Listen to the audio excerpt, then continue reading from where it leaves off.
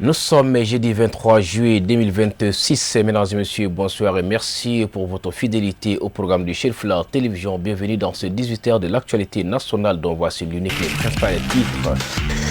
Cérémonie de présentation officielle du prix Sasakawa de l'OMS pour la santé 2026 dont l'association de santé communautaire de Bankoni a été honorée à suivre dès le début de ce journal.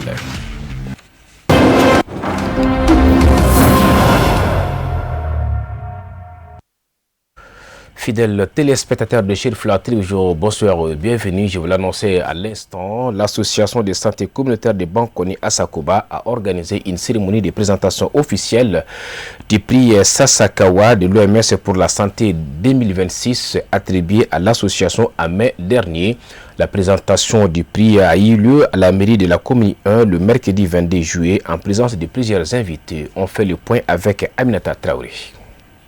L'association de santé communautaire de Bankoni à Sakoba a été distinguée par l'Organisation mondiale de la santé à travers le prix Sasakawa de l'OMS pour la santé 2026. Cette distinction internationale vient récompenser l'engagement de l'association en faveur du développement des soins de santé primaire et de la promotion de la santé communautaire. On vient de recevoir ce prestigieux prix Sasakawa de la santé octroyé à la 79e Assemblée mondiale de la santé à Genève, le 20 mai, précisément le 20 mai 2026. Donc j'en profite pour remercier vivement le président de la République, le président Assimi Goïta, le ministère de la Santé et notre fêtière, la FENASCOM, locale, la FENASCOM, qui est la fêtière nationale, pour leur soutien. Donc c'est eux ensemble qui nous ont permis d'arriver à ce niveau-là. Je les remercie vivement. Un grand honneur, une fierté pour notre population de notre aire de santé, une fierté pour Bankoni, une fierté pour la commune, une fierté pour Bamako, pour le Mali, pour l'Afrique et pour le monde. Nous sommes à un niveau de coordination.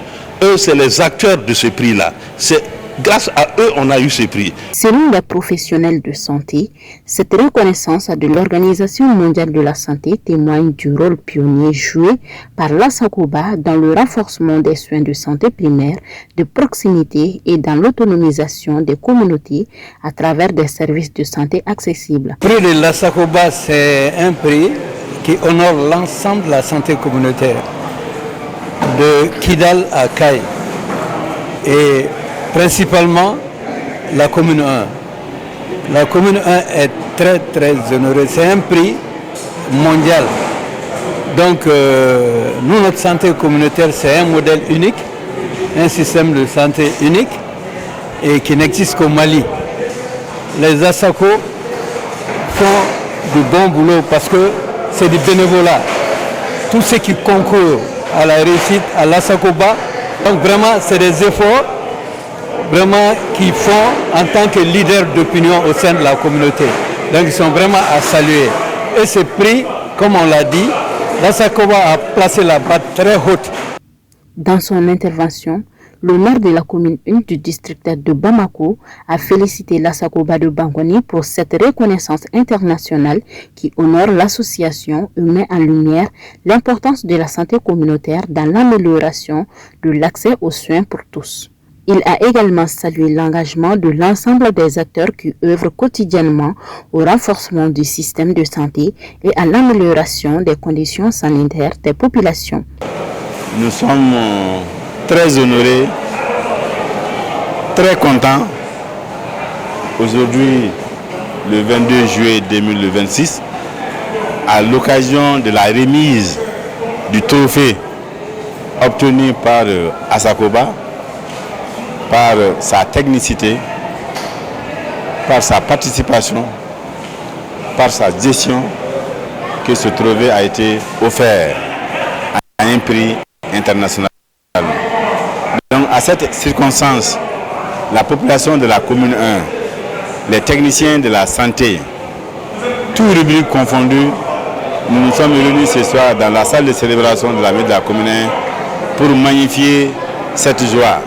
Et pour encore lancer un appel à la population pour dire que les Asako, c'est pour eux qu'ils adhèrent à la politique d'Asako.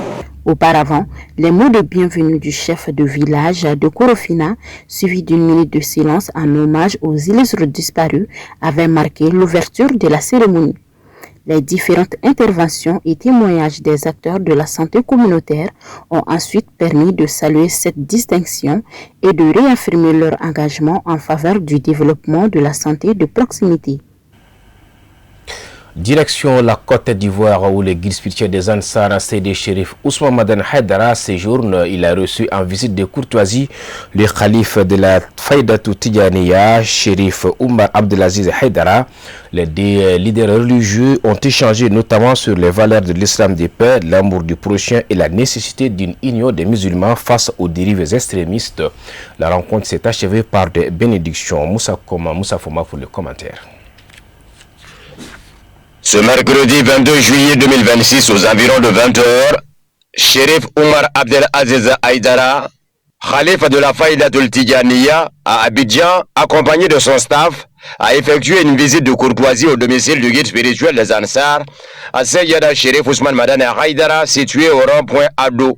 Il convient de rappeler que le président du Haut Conseil islamique du groupement des leaders spirituels musulmans du Mali, guide spirituel des Ansar, à Sayyada Chérif Ousmane Madane Haïdara, avait été le premier à rendre visite à son cher frère Omar Abdelaziz Haïdara à son domicile de Koumassi, terminus 32. Cette visite de courtoisie s'inscrit avant tout dans une démarche de reconnaissance envers la famille chérifienne. Après les salutations d'usage, les échanges ont porté sur l'amour du prochain, les valeurs d'un islam authentique et la nécessité de préserver cette religion de paix, aujourd'hui malheureusement associée par certains aux actes de terrorisme, de violence et de barbarie. Le guide a rappelé à son hôte l'importance de revenir aux enseignements d'une religion de paix telle que transmise par le prophète Mohammed, paix et salut sur lui. Il a invité les musulmans à s'unir afin de faire face aux idéologies extrémistes et à œuvrer pour la protection des valeurs de l'islam. Nous restons dans la résidence des guides spirituels des Ansar au rond-point Ado où la communauté chiite conduite par son président, le cheikh Abdurrahman Ouattara, a été reçu le mercredi par le guide. Les échanges ont porté également sur les liens fraternels entre les communautés musulmanes, l'importance de l'amour des descendants du prophète Mohammed, paix et salut sur lui, et la promotion des valeurs de paix et de tolérance dans l'islam. La rencontre a été marquée par une remise d'ouvrages religieux au guide spirituel des Ansar, Seydi Chérif Ousmane Madane Haïdara, et la rencontre s'est achevée par des bénédictions. Nous retrouvons Moussa Foma.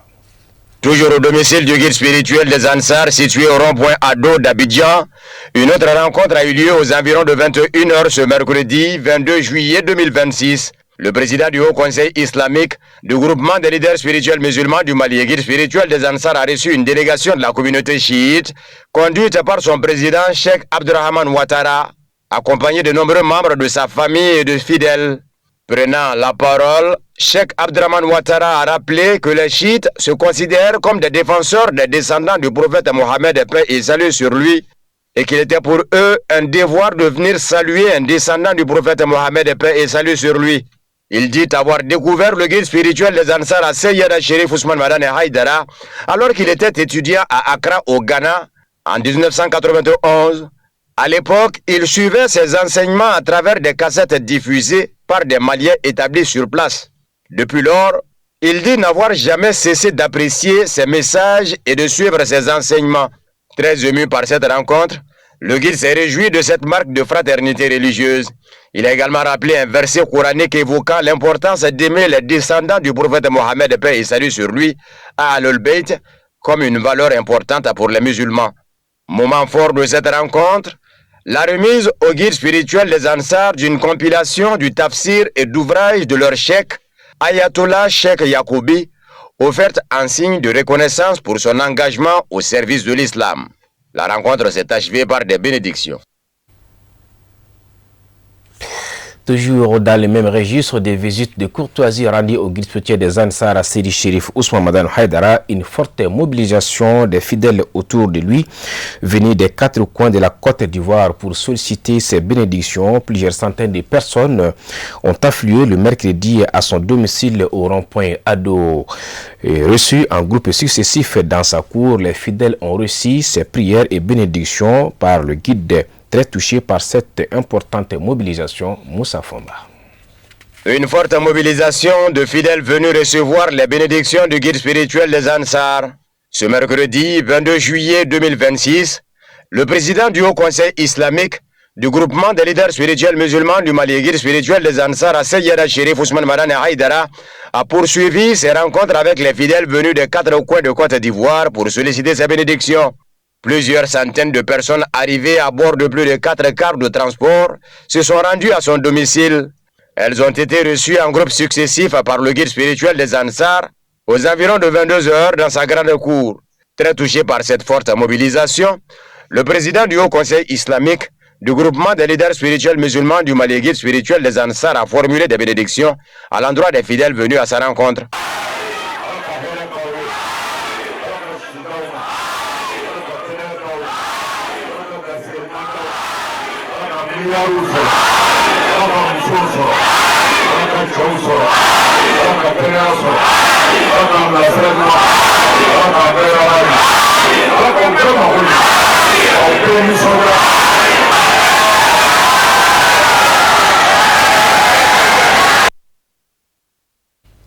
Voilà, c'était là les guides spirituels des Ansar face à ces adeptes. Nous restons toujours en Côte d'Ivoire à l'approche de la grande mobilisation prévue au stade de Félix Houphouët-Boigny.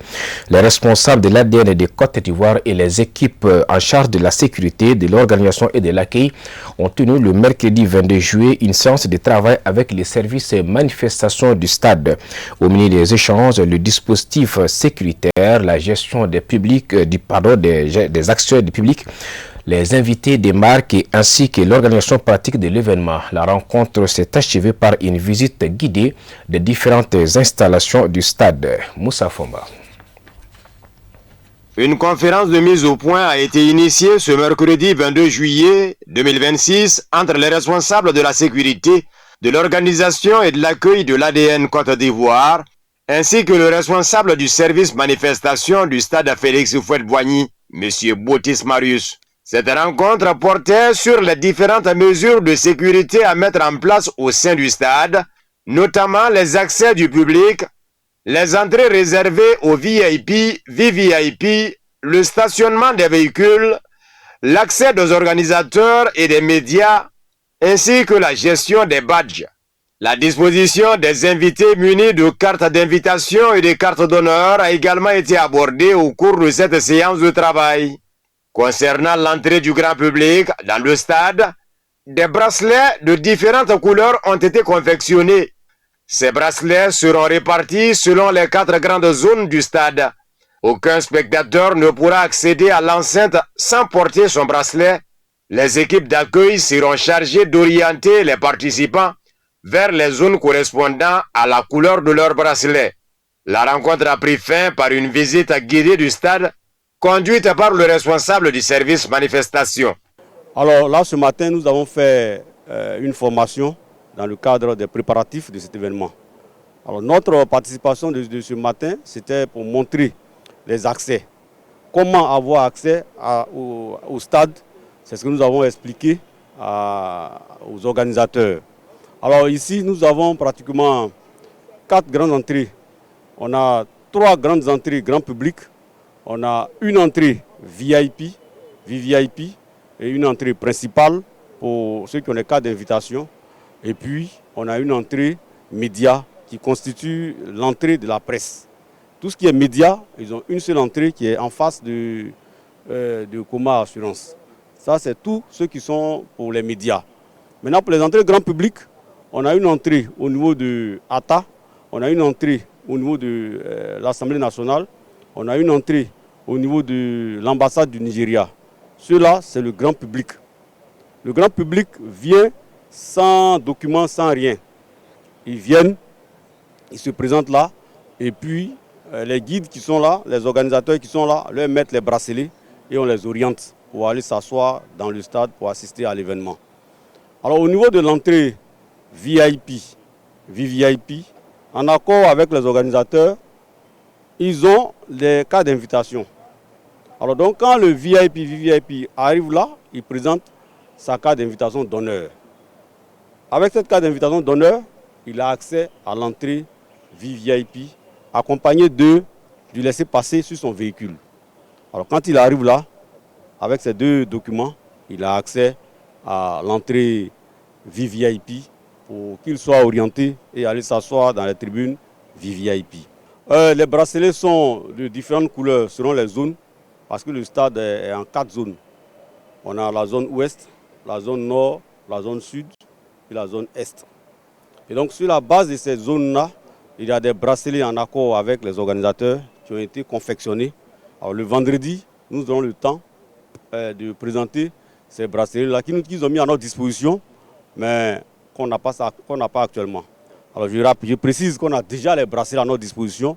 Nous les avons comptabilisés et on va sortir un PV pour les bracelets. Et puis le vendredi, avant l'événement, juste avant la mise en place, on va faire une petite formation sur les bracelets parce que le grand public doit avoir accès au stade avec des bracelets sur leur poignet. Alors celui qui a un bracelet, par exemple, du sud, ne peut pas se retrouver au nord. Celui qui a un bracelet ouest ne peut pas se retrouver à l'est.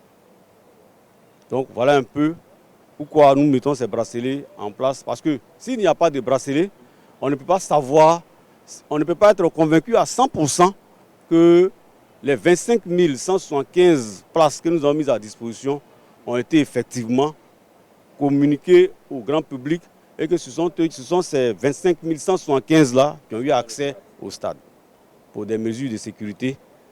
La CAF, la FIFA nous demandent toutes ces mesures. Donc voilà un peu ce pourquoi nous exigeons les bracelets pour tous les événements culturels, religieux et autres. Nous retournons à la résidence des guides des Ansar, CD Chérif Ousmane Madan Haidara au rond-point Ado, où il a reçu en visite de courtoisie l'association Ankabé Mayala de la Côte d'Ivoire. La délégation était venue pour recevoir ses conseils et bénédictions. On en sait plus dans ces commentaires signés par Samaïra Sanou. Constitué des membres de l'association Ankabé Mayala de la Côte d'Ivoire, cette délégation conduite par ses responsables est venue rendre visite au président du Haut Conseil islamique du Mali, à ceux de Chérif Ousmane Madan Haidara qui séjournent depuis des semaines en terre ivoirienne. D'entrée en jeu, les visiteurs ont salué les efforts de la famille chérifienne, notamment ceux du président du conseil d'administration de l'AKBM, Assedi Badrali Ousmane Haidara, pour avoir tant œuvré dans la quête de vivre ensemble. Dans la même veine, ils diront que l'avènement de l'association Ankabé Mayala résulte des efforts du guide spirituel de Zansar qui, depuis des années, est engagé pour une cohabitation pacifique entre les humains. Ils ont également laissé entendre qu'ils sont satisfaits de cette rencontre avec assez de Chérif Ousmane Madan Haidara, rencontre au cours de laquelle ils tirent profit de l'intervention de l'hôte avant d'inviter les autres à rejoindre ce cercle de solidarité, d'unité, de cohésion sociale. Comble de joie suite à cette visite de grande courtoisie, le président du groupement des leaders spirituels musulmans du Mali, assez de Chérif Ousmane Madan Haidara, a largement salué l'initiative tout en exhortant les membres de l'AKBM à plus de mobilisation pour l'atteinte des objectifs. Des précieux conseils et séances de bénédiction du guide spirituel de Zansar ont mis fin à la rencontre. À présent, voyons ce qui fait l'essentiel du reste de l'actualité en images et en bref commenté par Moussa Fomba.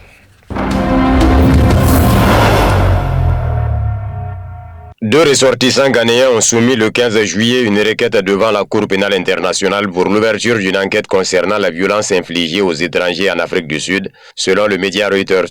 Les deux hommes parlent d'un schéma d'attaque généralisé et systématique contre les migrants et estiment que ces atrocités pourraient constituer des crimes contre l'humanité. Passage à tabac, tueries, pillage de commerce et de logements, des ressortissants étrangers vivent l'enfer en Afrique du Sud, en proie à la violence xénophobe.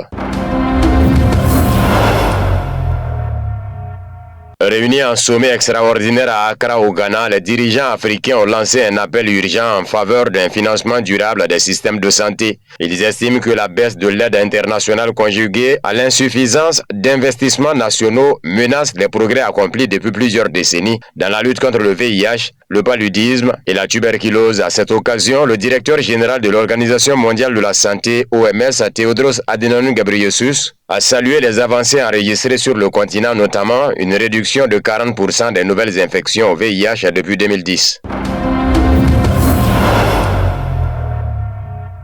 Au moins 16 personnes ont été tuées le 22 juillet dans une attaque attribuée aux forces démocratiques alliées ADF dans le village de Mandeïté, Ndiapanda, dans le territoire de Mambasa, à environ 165 km au sud-ouest de Bunia. Selon plusieurs sources locales, l'incursion a fait au moins 16 morts. Le bilan demeure provisoire. Les opérations de recherche ont été suspendues en raison de la présence persistante des assaillants dans les environs, rendant l'accès à la zone particulièrement dangereux. Les acteurs de la société civile dénoncent la faiblesse des effectifs de forces armées de la République démocratique du Congo dans cette partie du territoire de Mambasa. Ils appellent le gouvernement à renforcer le dispositif militaire afin de protéger les civils et de poursuivre les opérations contre les groupes armés.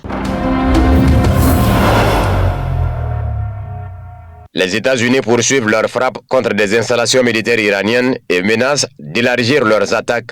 L'Iran affirme avoir riposté contre des positions américaines dans le Golfe, tandis que plus de 500 soldats américains auraient été blessés depuis le début des affrontements. Une alerte aérienne a été déclenchée à Téhéran, tandis que le président américain Donald Trump a affirmé que Washington n'avait pas fini avec cette guerre, laissant entendre que de nouvelles attaques pourraient viser prochainement le complexe nucléaire souterrain du site dit Mont de la Pioche, dans le centre de l'Iran.